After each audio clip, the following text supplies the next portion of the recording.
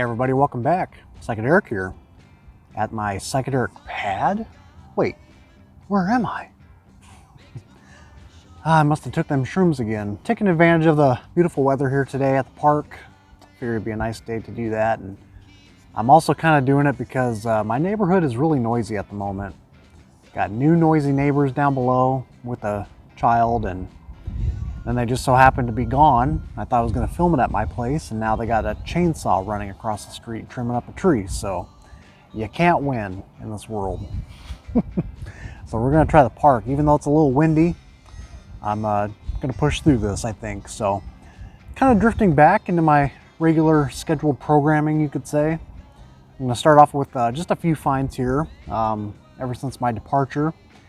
And, you know, it's always the same story. You know, I came back a little premature, making videos again, posting videos. But this year, man, it's hitting me a lot different than previous years. I guess there's a little bit of vinyl burnout after a while.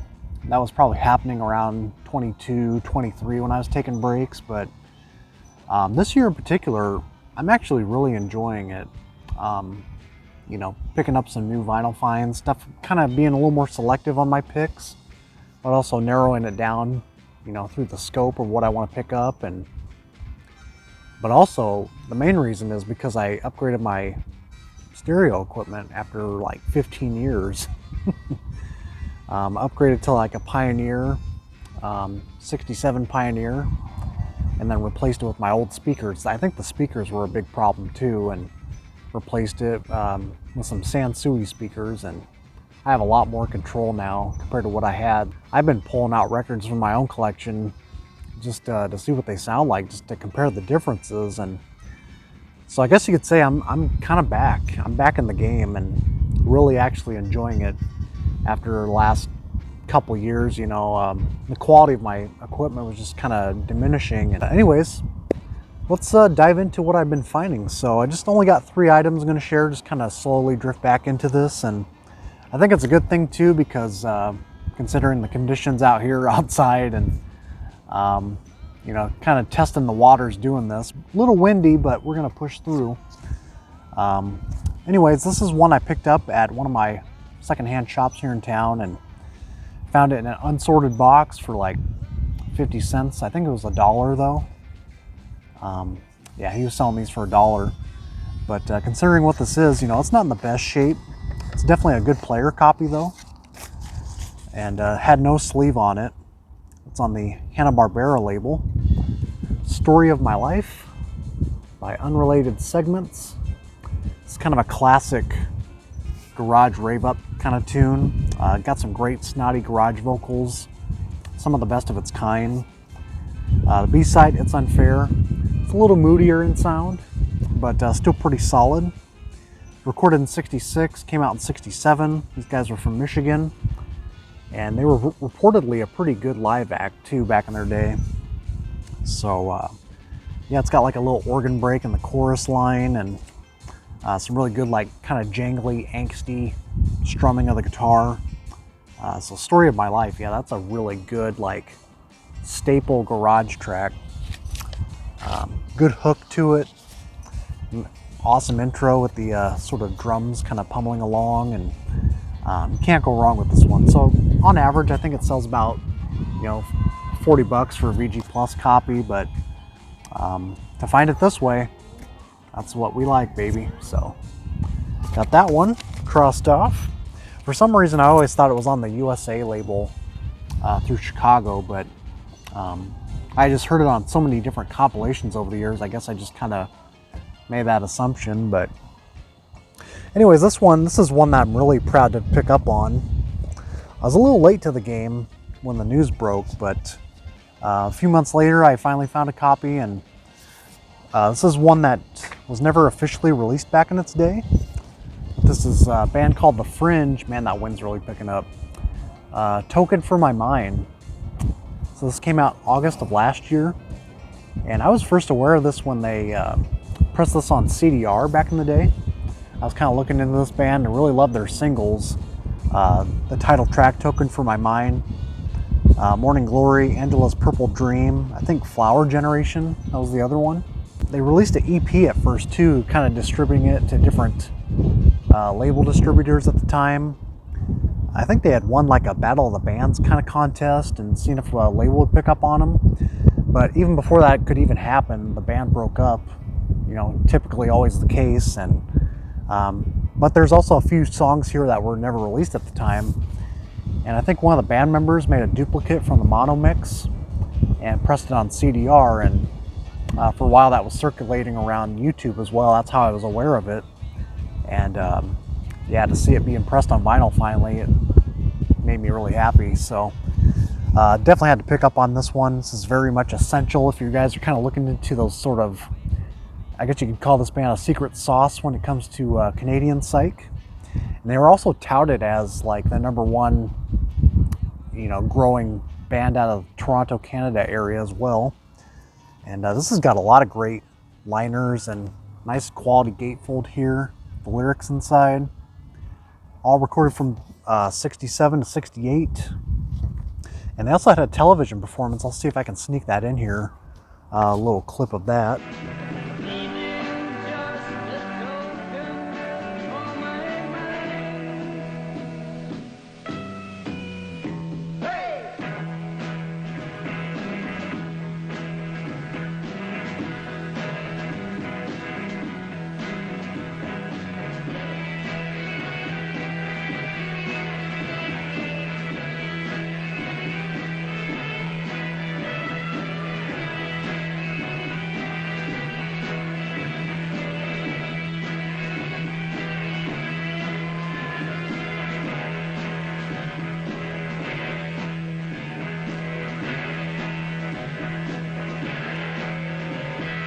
Also came with this really fat booklet too. Pretty much all, I first read this when I first got it, so I'm a little fuzzy on all the info, but basically interviewed all the different band members from this time, and yeah, there's a lot of great info in here. It's gonna be really hard for me to show this because of the wind, but you know, you got all the different concert bills, people they were playing with, and you know, newspaper clippings, a couple of shots there of the labels. So they only released 2 singles back in their day, and they're pretty collectible, as you'd imagine. So musically, what does it sound like? So it's kind of like a hybrid between, like, I want to say it's coming from like a garage space, kind of a garage psych space, but folk rock driven. So, you know, you get a lot of birdsy kind of flavor to it, and a lot of 12-string electric and acoustic backing on here. But, you know, some of the songs do sound very alike too, I should say. They kind of have this kind of like samey kind of sound, but overall it works pretty well with the strong tracks. You know, got some great fuzz breaks in between, good harmonies, a little bit of British invasion moving in as well, some of that beat sound. They also do a cover of Inside Looking Out by the Animals. So yeah, this is very like zombies, kind of animals kind of flavor they got going on here as well. Very much in the garage psych territory. Psych pop, a little bit of everything on here. I think they only pressed maybe 500 copies of this.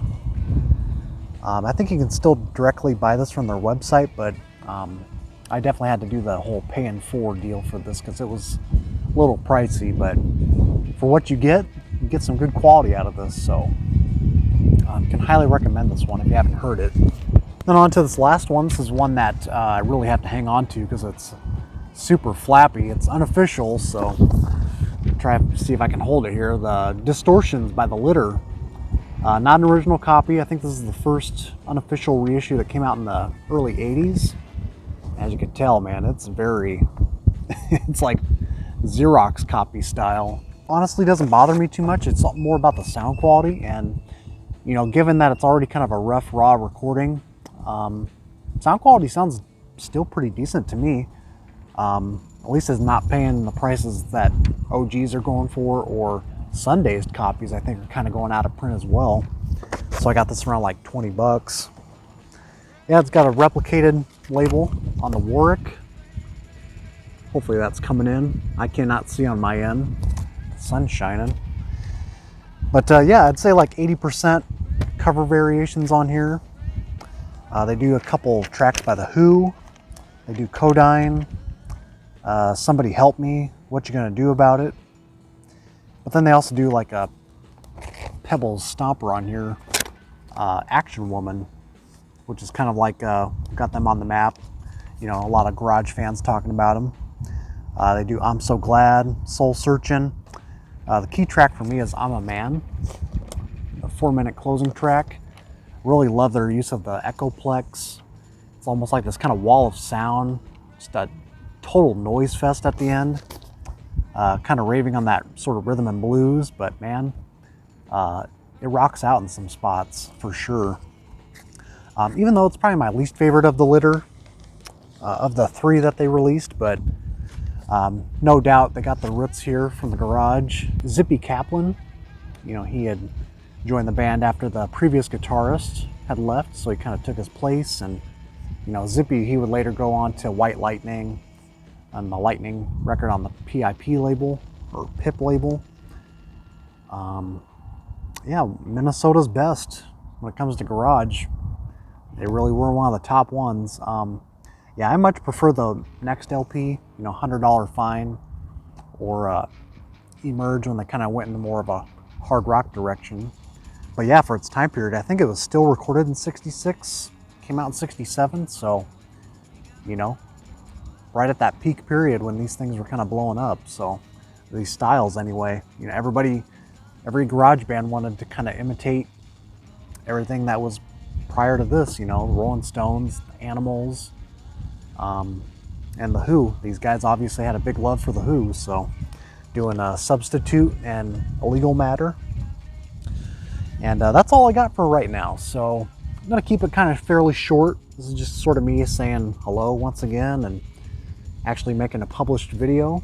If I didn't mention it already, yeah, I'm still going to continue the live streams like we had been doing, doing some different themes. And I'm glad you guys are enjoying the real-time interaction. I'm certainly enjoying it.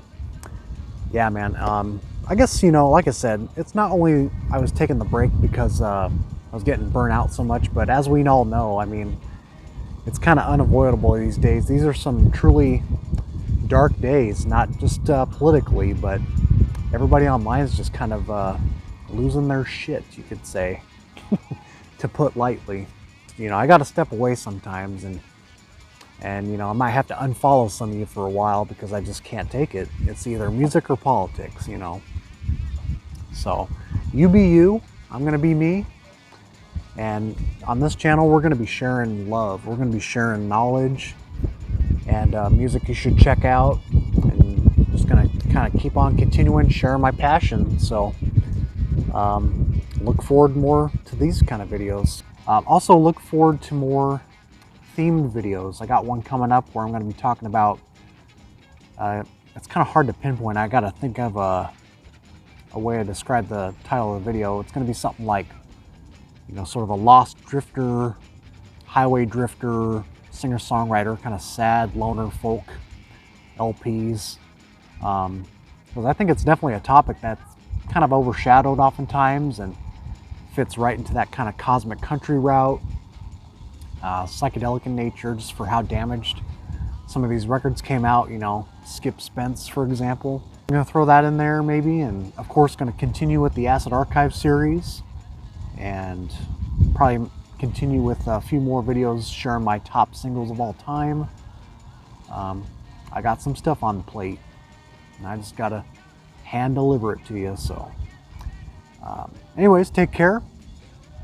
Thanks for everybody that have messaged me, welcomed me back. Really appreciate it. And stay tuned for more. Take care.